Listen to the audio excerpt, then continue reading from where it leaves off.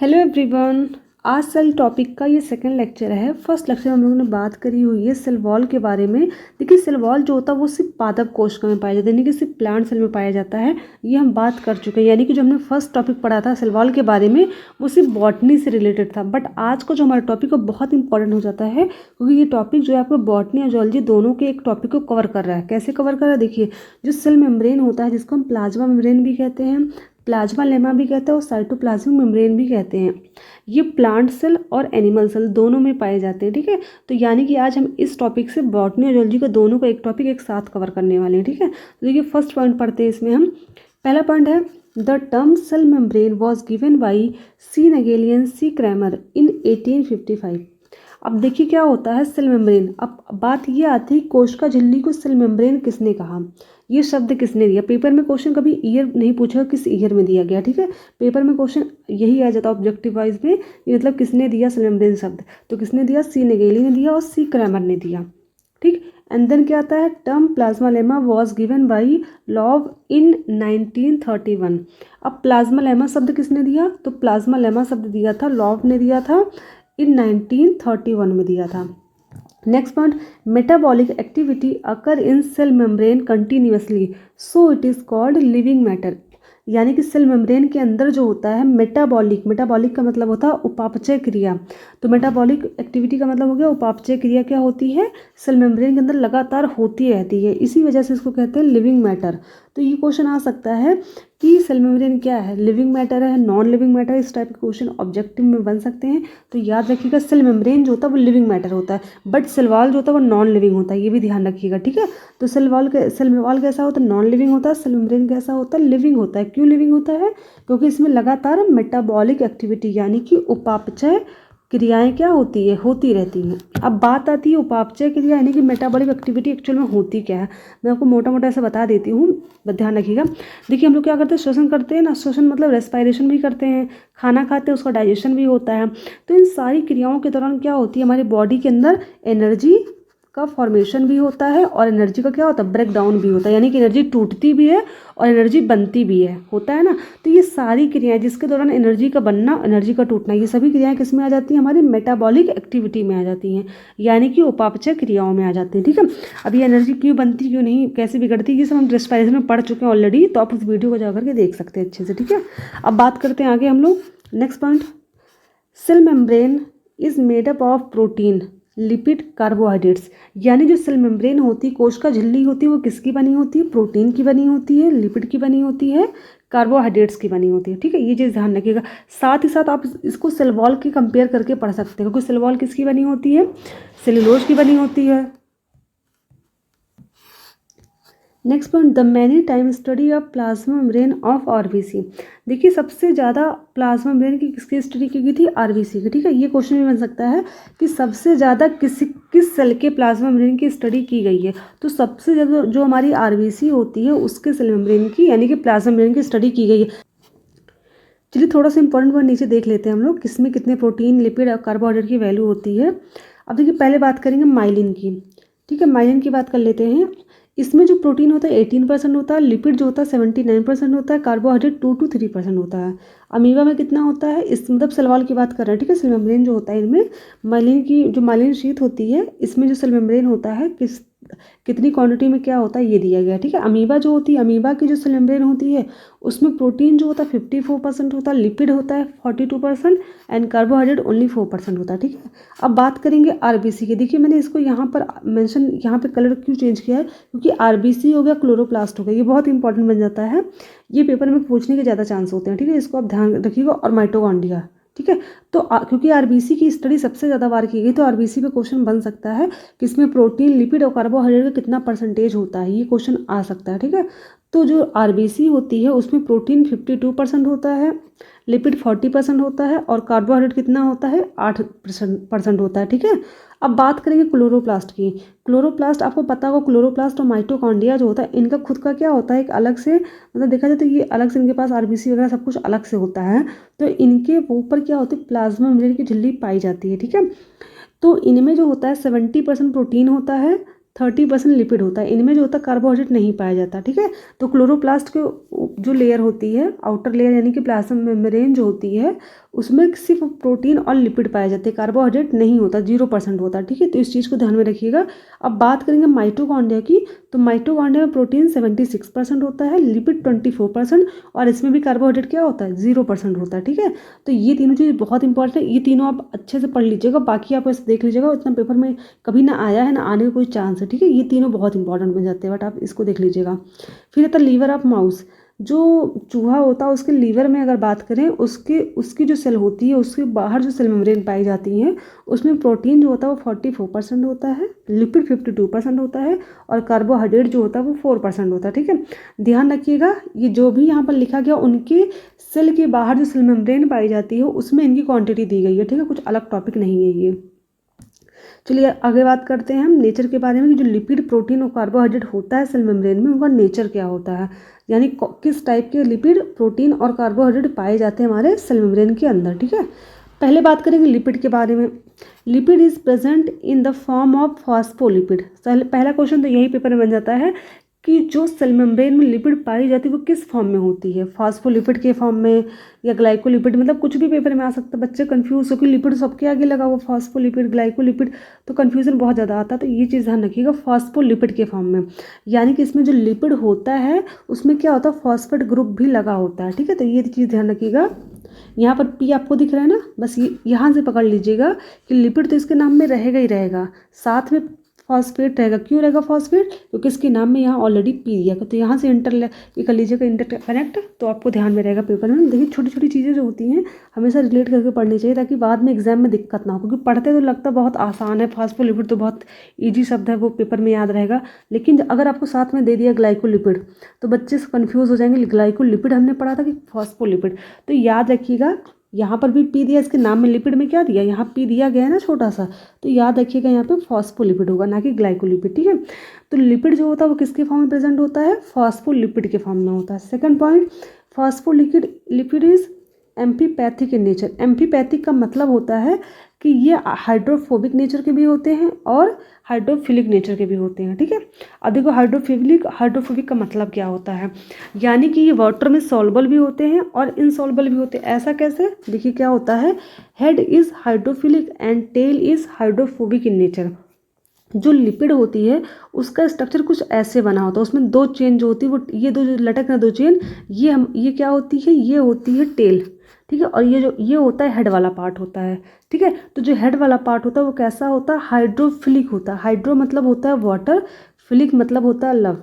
Hydro मतलब water, phobic मतलब क्या होता है, फोबिक आपने सुना होगा ना, फोबिया, हाइड्रोफोबिया यानी कि जिसको क्या हो, पानी से डर लगता है। फोबिया मतलब क्या होता है, हेटर यानी कि डर, जिसको पानी से डर लगे, यानी कि ये पानी में क्या होता है, इसका टेल वाला पार्ट जो होता है वो हाइड्रोफोबिक होता है। क्यों हाइड्रोफोबिक होता है, ये वाटर में इनसॉल्युबल होता है। बट जो ऊपर हेड वाला पार्ट आपको ये दिख रहा है, ये कैसा होता है, वाटर में सॉल्युबल होता है, ठीक है। अगर आपको थोड़ी बहुत केमिस्ट्री आती है तो आपने पढ़ा होगा, वाटर जो होता है वो आयनिक नेचर का होता है, ठीक है।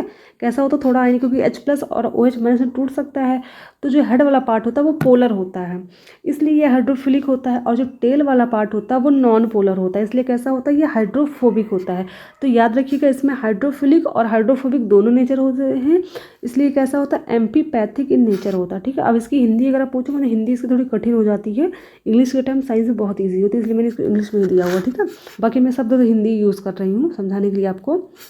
फिर नेक्स्ट पॉइंट क्या जाता है, 2 hydrophobic fatty acid tails and 1 hydrophilic phosphate head, यानी कि जो हेड होता है वहीं पर क्या होगा, आपका फॉस्फेट ग्रुप लगा होता है, ठीक है। और जो टेल होते हैं वहाँ पर दो क्या होते हैं, 2 फैटी एसिड ऐसे लटकते हैं, ठीक है। ऐसा होता है स्ट्रक्चर कुछ इसका, अभी बता के डायग्राम बता रही हूँ। अब देखिए डायग्राम आपको दिख रहा होगा क्लियर एकदम से, देखिए ये है हेड वाला पार्ट, ठीक है, और ये है टेल वाला पार्ट, ठीक है। ये देखिए आपको क्या दिख रहा है, ये जो हेड वाला पार्ट है ये कैसा होता है, ये होता है पोलर। पोलर क्यों होता है, क्योंकि यहाँ पर जो होते हैं पॉजिटिव और नेगेटिव दोनों आयन पाए जाते हैं, ठीक है। आपको साफ साफ यहाँ पे नेगेटिव आयन दिख रहा होगा ना, O के ऊपर क्या होता है, नेगेटिव आयन होता है, ठीक है। और यहाँ पर जो होता है H भी प्रेजेंट होता है साथ में, जो कि H+ आयन वाला होता है। तो याद रखिएगा, जो ऊपर हेड वाला पार्ट होता है जहाँ पर फॉस्फेट ग्रुप पाया जाता है वो होता है पोलर। और पोलर का मतलब होता है आयनिक, जिसमें पॉजिटिव और नेगेटिव दोनों आयन पाए जाते हैं, वो होता है पोलर। ध्रुवीय बोलेंगे, सॉरी इसको आयनिक नहीं बोलेंगे, ध्रुवीय बोलते, क्या बोलते हैं इसको, ध्रुवीय बोलेंगे, जैसे पॉजिटिव नेगेटिव दोनों चार्ज पाए जाते हैं। और जो ध्रुवीय होते हैं यानी कि पोलर होते हैं वो पोलर सॉल्वेंट में घुलनशील होते हैं। वाटर भी कैसा होता है, पोलर होता है, ध्रुवीय होता है, क्योंकि वाटर में क्या होता है H+ और OH- आयन होता है, तो इसलिए वाटर में घुलनशील होगा, इसलिए कैसा होता है ये हाइड्रोफिलिक होता है। ठीक है, कैसा होता है हाइड्रोफिलिक होता है। और जो नीचे टेल वाला पार्ट आपको दिख रहा है ये फैटी एसिड वाला पार्ट है, ये एक फैटी एसिड ये दिख रहा है, एक फैटी एसिड ये दिख रहा है, 2 लेयर होती है फैटी एसिड की। ठीक है, 2 चेन ऐसे होती हैं, दोनों कैसी होती है नॉन पोलर होती है। नॉन पोलर का मतलब होता है अध्रुवी, यानी कि इसमें पॉजिटिव और नेगेटिव ध्रुव नहीं पाए जाते हैं। ठीक है, क्योंकि पूरे कैसे बने होते हैं हाइड्रोकार्बन के बने होते हैं। ठीक है, तो ये हाइड्रोफोबिक नेचर के होते हैं। अब हाइड्रोफोबिक का मतलब क्या होता है, क्योंकि वाटर जो होता है वो पोलर होता है, उसमें पॉजिटिव चार्ज भी होता है नेगेटिव चार्ज भी होता है, लेकिन फैटी एसिड में ना पॉजिटिव चार्ज और नेगेटिव चार्ज दोनों नहीं पाए जाते हैं, इसलिए वाटर के साथ रिएक्ट नहीं कर सकते, यानी कि वाटर में घुल नहीं सकते हैं। ठीक है, तो इस वजह से नॉन पोलर होता है और वाटर में कैसा होगा अघुलनशील, यानी कि कैसा होगा हाइड्रोफोबिक। जैसे होता है ना हाइड्रोफोबिया, जिसको मतलब पानी से डर लगना, तो इस टाइप का ये हाइड्रोफोबिक नेचर का होता है। ठीक, अब देखिए यहाँ पर फॉस्फेट ग्रुप आपको दिख रहा होगा। वैसे ये एग्जाम में कभी फॉर्मूला वगैरह नहीं आता, बस मैंने आपको समझाने के लिए यूज़ किया डायग्राम, तो डरने की जरूरत नहीं, बस आपको इतना आना चाहिए कि हेड ऐसे ये डायग्राम आना चाहिए बस, कि हेड जो होता है वो हाइड्रोफिलिक होता है, टेल जो होता है वो हाइड्रोफोबिक होता है। ऐसे 2 टेल आपको दिखनी है, सब कुछ नहीं। ठीक है, ये सब केमिस्ट्री जो पढ़ रहे हैं बच्चे उनके लिए ज़रूरी है। ठीक है, बायोकेमिस्ट्री में ये सब जरूरी होता है, ऐसा बायो के लिए इतना ज़रूरी नहीं है सब। ठीक है, बस आप थोड़ा देख लेंगे, समझने में थोड़ी आसानी हो जाती है। तो ये फॉस्फेट ग्रुप आपको यहाँ पर साफ साफ दिख रहा होगा। और ये जो है सैचुरेटेड फैटी एसिड, देखो सैचुरेटेड को हिंदी में बोलते हैं संतृप्त, क्या बोलते हैं संतृप्त, संतृप्त फैटी एसिड, यानी कि संतृप्त वसीय अम्ल। अब इसमें इसका मतलब क्या, इसका मतलब ये होता है जो हाइड्रोकार्बन होते हैं उसमें क्या होता है सिंगल बॉन्ड होता है, यानी कार्बन कार्बन के बीच क्या होगा सिंगल बॉन्ड। आपको दिख रहा होगा ये जो चेन इस तरह दिख रहा है ऐसे करके स्ट्रक्चर, इसमें जानते क्या बना हुआ है, इसमें होता है कार्बन, फिर ऐसे कार्बन लगा हुआ है, फिर ऐसे कार्बन लगा हुआ है, फिर ऐसे कार्बन, यानी कि सब जगह सारे जॉइंट पे क्या लगे कार्बन लगे होते हैं। ठीक है, जिसने थोड़ी बहुत केमिस्ट्री पढ़ी है 10th 9th में उनको पता होगा यहाँ पे क्या है। ठीक है, फिलहाल आप लोग साइंस के बच्चे हैं तो आपको इतनी केमिस्ट्री तो आती ही होगी। तो ये तो हो गया सैचुरेटेड का मतलब हो गया सिंगल बॉन्डेड। अब यहाँ पर लिखा अनसैचुरेटेड, क्योंकि यहाँ इस चेन में आपको यहाँ पर डबल बॉन्ड दिख रहा होगा। ठीक है, तो अनसैचुरेटेड का मतलब होता है डबल बॉन्ड वाला फैटी एसिड। ठीक है, तो यहाँ पर 2 चेन होती है, एक होती है सैचुरेटेड एसिड की और दूसरी कैसी होती है अनसैचुरेटेड की होती है। ठीक है, तो ये क्लियर हो गया आपको। अब यहाँ पर ग्लिसरॉल दिख रहा होगा, तो यहाँ पर ग्लिसरॉल के मॉलिक्यूल प्रेजेंट होते हैं। ठीक है, यहाँ पर ये चीज़ ध्यान रखिएगा, क्योंकि जो फॉस्फेट होता है और फैटी एसिड होता है इन दोनों के जोड़ने के लिए किसका यूज़ होता है ग्लिसरॉल का फिर या तो अल्कोहल मॉलिक्यूल का यूज़ किया जाता है। ठीक है, तो ये डायग्राम हो गया, आपने अच्छे से देख लिया। अब आते हैं थ्योरी पर। क्या कहते हैं नेक्स्ट पॉइंट है these components are joined together by an alcohol और ग्लिसरॉल मॉलिक्यूल, यानी कि जो फॉस्फेट हेड वाला जो फॉस्फेट ग्रुप होता है और क्या होता है हेड वाला फॉस्फेट और नीचे जो फैटी एसिड होते हैं इन दोनों को जोड़ने के लिए किसका यूज़ करते हैं अल्कोहल का या फिर ग्लिसरॉल का यूज़ करते हैं। हमने डायग्राम में अभी देखा था, जस्ट देखा था ना, ये देखिए यहाँ पे क्या है ये फैटी एसिड है और ये फॉस्फेट है, इन दोनों को जोड़ने के लिए किसका यूज़ किया गया ग्लिसरॉल का यूज़ किया गया, अल्कोहल का भी यूज़ किया जाता है कभी कभी। ठीक है, बस ये चीज़ ध्यान रखिएगा। फिर नेक्स्ट पॉइंट क्या कहता है saturated unsaturated both fatty acid are present in tell.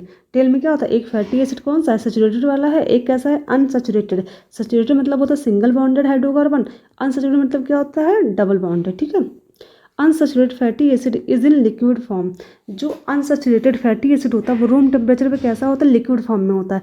देखिए जो रूम टेम्परेचर होता है उस पर जो होता है सैचुरेटेड फैटी एसिड जाता है वो सॉलिड फॉर्म में होता है, लेकिन जो अनसैचुरेटेड फैटी एसिड होता है वो कैसा होता है लिक्विड फॉर्म में होता है, यानी कि द्रव अवस्था में होता है।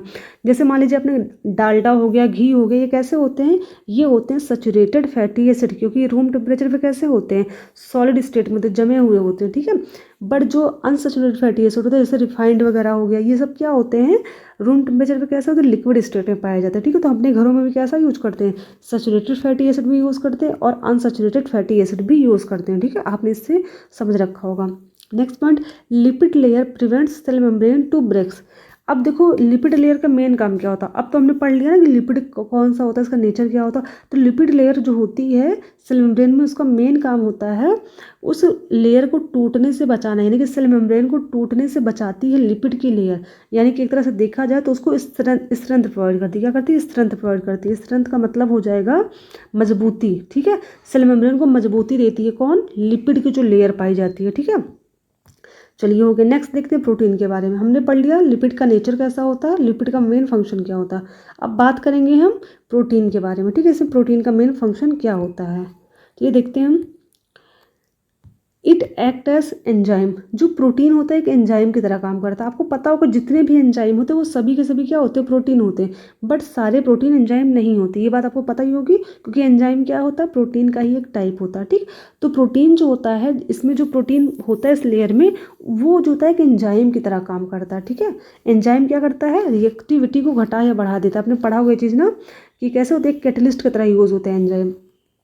Membrane proteins consist of 3 main type. यानी कि जो इस मेम्ब्रेन में प्रोटीन पाई जाती है वो 3 तरह से होती है, 3 तरह की होती है। कौन कौन सी, extrinsic protein, intrinsic protein and suspected protein. देखो एक्सट्रिंसिक से आपको लग रहा होगा, एक्स मतलब बाहर, इन मतलब अंदर, ठीक है, और सस्पेक्टेड मतलब धंसा हुआ। ठीक है, तो जो प्लाज्मा मेम्ब्रेन होती है यानी कि सेल मेम्ब्रेन होती है, उसमें प्रोटीन की जो प्रेजेंस होती है उनमें वो 3 तरह से होती है। मैं डायग्राम अपने समझा देती हूँ, फिर आपको थोड़ा सा दिखाती हूँ। ये देखो, इस डायग्राम में आपको क्लियर दिख रहा होगा। अब देखो ये अगर हम बात करें, ये आपको ये हेड है, ये दोनों टेल है, ब्राउन कलर की टेल दिख रही है, येलो कलर की हेड। ये सारे क्या है, ये फैटी एसिड है, यानी कि फैट लिपिड जो आपने लेयर पढ़ी, ये सारे लिपिड हैं। ठीक है, 2 लेयर आपको लिपिड की पूरी ऐसे दिख रही है। ठीक है, एक लेयर ऊपर है, एक लेयर नीचे है। ठीक है, लिपिड की 2 लेयर दिख रही है। अभी जो पर्पल कलर का आपको दिख रहे हैं, ये सारे क्या है, ये हैं आपके प्रोटीन हैं। ठीक है, ये जो ऊपर की तरफ होते हैं, सिर्फ ऊपर की तरफ ऐसे लगे होते हैं, इस सरफेस से, इस लिपिड की सरफेस से चिपके होते हैं, वो भी वीक बॉन्ड है। वीक बॉन्ड का मतलब बहुत कमजोरी तरीके से बंधे होते हैं लिपिड के साथ, वो होते हैं एक्सट्रिंसिक प्रोटीन। क्या होते हैं, एक्सट्रिंसिक प्रोटीन। ठीक है, और जो थोड़ा अंदर की तरफ इधर धसे, आपको ये दिख रहा होगा, थोड़ा धसा हुआ है ना, मैं एक बार चलो इसको क्लियर कर देती हूँ, थोड़ा धसा हुआ दिख रहा होगा आपको, तो इसको बोलते हैं, ये जो धसा हुआ है इसको बोलेंगे इंट्रिंसिक प्रोटीन। ठीक है, क्या बोलेंगे, इंट्रिंसिक प्रोटीन।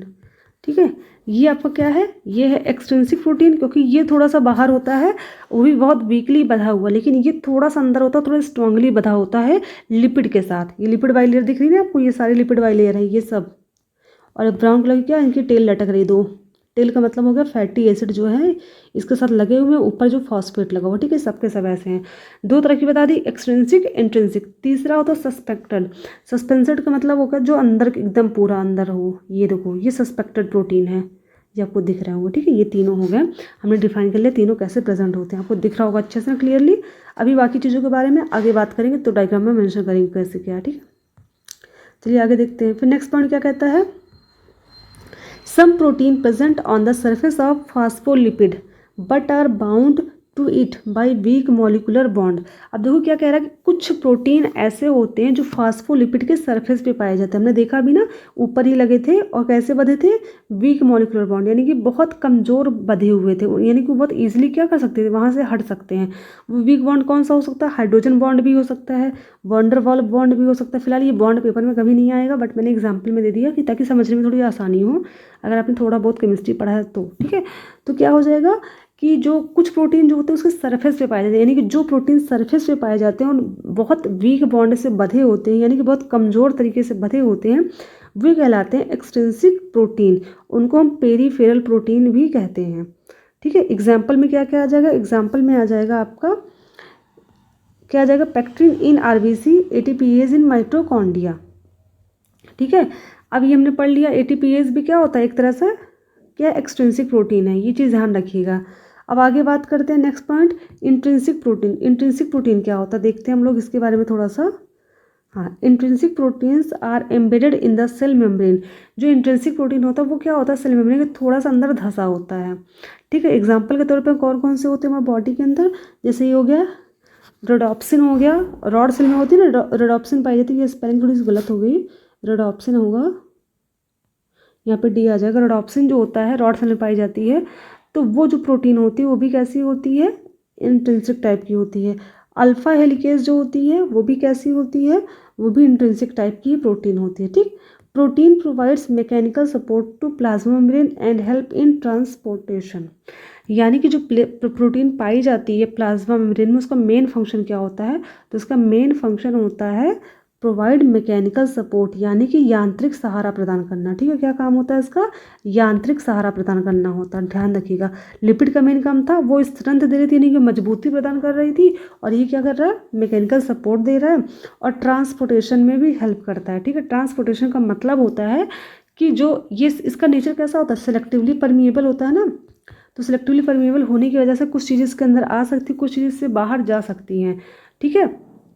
तो इस वजह से जो आना जाना वाला काम होता है कि मतलब कुछ प्लाज्मा मेम्ब्रेन के अंदर आ जाए, कुछ प्लाज्मा मेम्ब्रेन से बाहर जा सकें, तो प्रोटीन इसमें भी हेल्प करता है, ठीक है। क्योंकि सेल के अंदर बहुत सी ऐसी चीज़ें होती हैं जो बाहर निकाली जाती हैं और सेल के अंदर भी कुछ चीज़ें डाली जाती हैं, तो उसको ले जाने आने में प्रोटीन का बहुत बड़ा योगदान होता है, ठीक है।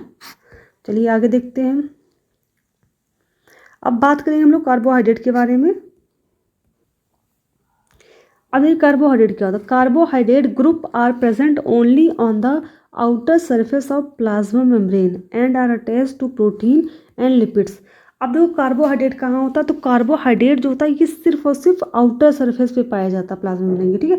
यानी कि हमने प्रोटीन, देखो हमने क्या बात की, लिपिड की बात की। लिपिड की जो होती है 2 लेयर होती है, कैसे होती है? ऊपर हेड होता है, नीचे 2 टेल होती है। हेड में क्या होता है? फॉस्फेट ग्रुप पाया जाता है, टेल में जो होता है वो फैटी एसिड पाया जाता है। और ये दोनों हेड और टेल किसके द्वारा जुड़े होते हैं? ग्लिसरॉल के द्वारा जुड़े होते हैं या फिर अल्कोहल के द्वारा जुड़े होते हैं। इन दोनों लिपिड जो दोनों लेयर पाई जाती है इसकी, इन दोनों के ऊपर क्या होते हैं? कुछ प्रोटीन इसके सरफेस पे पाए जाते हैं, कुछ थोड़े धसे होते हैं और कुछ पूरे धसे होते हैं। जो सरफेस पे होते हैं वो एक्सट्रिंसिक प्रोटीन होते हैं, जो आधे धसे होते हैं वो इंट्रिंसिक होते हैं, और जो पूरे अंदर तक एम्बेडेड होते हैं वो होते हैं सस्पेक्टेड प्रोटीन, ठीक है, सस्पेक्टेड प्रोटीन होते हैं।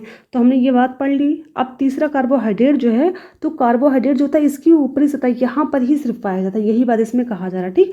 कुछ क्या होते हैं, कुछ प्रोटीन मतलब कार्बोहाइड्रेट जो होते हैं वो लगे होंगे इस लिपिड लेयर से और कुछ लगे होंगे इस प्रोटीन के साथ, ठीक है। सरफेस पे तो होंगे लेकिन कुछ कार्बोहाइड्रेट से अटैच होंगे और कुछ क्या होंगे, कुछ अटैच होंगे आपके प्रोटीन से, ठीक है।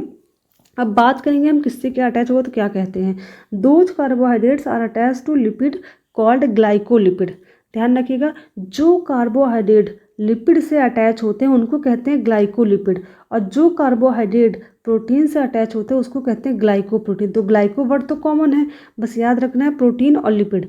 तो ये पेपर भी आ सकता है कि ग्लाइकोप्रोटीन या ग्लाइकोलिपिड किसे कहते हैं, तो ग्लाइकोलिपिड और ग्लाइकोप्रोटीन कार्बोहाइड्रेट का ही नाम है, ठीक है। ऐसे कार्बोहाइड्रेट का जो लिपिड से अटैच होते हैं वो ग्लाइकोलिपिड कहलाते हैं, और ऐसे कार्बोहाइड्रेट जो प्रोटीन से अटैच होते हैं वो ग्लाइकोप्रोटीन कहलाते हैं।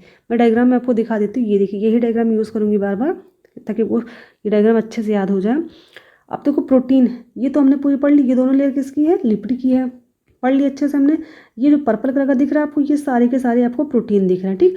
अब देखो आपको ये अलग से स्ट्रक्चर आपको दिख रहा होगा, यहाँ पर ये हरा हरा दिख रहा है ना, ये क्या, यही हमारा है कार्बोहाइड्रेट जो कि आउटर सरफेस पे है। अभी किससे अटैच है, ये लिपिड की लेयर है ना, लिपिड से अटैच है, इसलिए इसका नाम क्या हो जाएगा, ग्लाइकोलिपिड। अभी लाइट पिंक कलर का स्ट्रक्चर आपको दिख रहा होगा, ये किससे अटैच है, ये हमारे प्रोटीन से अटैच है, तो इसको क्या कहेंगे, ये कार्बोहाइड्रेट है तो इसको बोलेंगे ग्लाइकोप्रोटीन, ठीक है। देखिए यहाँ मेंशन किया है ग्लाइकोप्रोटीन कहा गया, ठीक है, इसको ध्यान रखिएगा। तो जो कार्बोहाइड्रेट प्रोटीन से अटैच है उसको कहते हैं ग्लाइकोप्रोटीन, ठीक है। और जो हमारा कार्बोहाइड्रेट से अटैच है, जो कार्बोहाइड्रेट लिपिड से अटैच है उसको कहते हैं ग्लाइकोलिपिड, ठीक है। तो हमने तीनों के बारे में अच्छे से डायग्राम में देख लिया। ये हमारी येलो वाली लिपिड लेयर है, ये प्रोटीन लेयर है, और ये हमारी क्या है, कार्बोहाइड्रेट है। आपको ये पूरा डायग्राम आपको दिख रहा होगा, ठीक है। ये तो कोलेस्ट्रॉल है, इसमें होते थोड़े बहुत। तो हमने अच्छे से पूरा ध्यान से इसको समझ लिया। अब आएंगे जो इसकी थ्योरी होती है, इसकी थ्योरी हम नेक्स्ट वीडियो में देखेंगे वरना वीडियो बहुत लंबी हो जाएगी। तो अगर आपको कोई भी डाउट होता तो कमेंट सेक्शन में बता सकते हैं, और अगर आपको मेरी वीडियो में कुछ भी मतलब लगता कि हाँ ये चीज़ कमी है, ऐसे होना चाहिए, वैसे कुछ भी लगता है आपको, तो वो सजेशन भी आप मेरी मतलब कमेंट सेक्शन में आप दे सकते हैं, ठीक है। और अगर आपको कोई भी टॉपिक मुझसे पढ़ना है तो वो भी कमेंट सेक्शन में आप बता सकते हैं। मेरी क्लास देखने के लिए धन्यवाद।